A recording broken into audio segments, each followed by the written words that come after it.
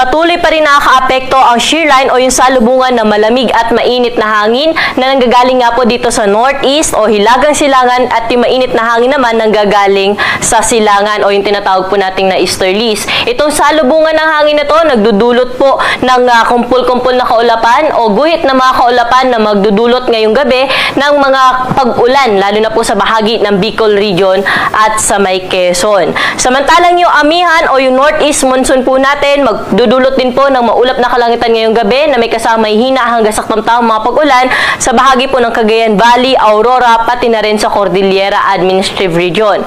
Samantalang yung easterlies nakakaapekto po sa may bahagi ng Visayas at Mindanao na kung saan may mga light to moderate with at times heavy rains pa rin po itong dala sa may bahagi po ng Eastern Visayas. Dito po sa atin sa Metro Manila, pati na rin po sa ibang bahagi pa ng Luzon, magiging maaliwalas naman po o bagyang maulap hanggang sa maulap yung ating kalangitan ngayong gabi. Ngunit sa dakong madaling araw po ay posible pa rin po yung may hina mga pag-ulan o mga pag-ambon dala nga ng amihan. Sa bahagi naman po, sa nalalabing bahagi ng Visayas, pati na rin po sa buong Mindanao, fair weather condition din po inaasahan ngayong gabi, bahagyang maulap hanggang sa maulap po ang kalangitan. Ngunit mataas pa rin po ang chance ng mga thunderstorms ngayong hapon hanggang mamayang gabi, dala po ito ng easterlies.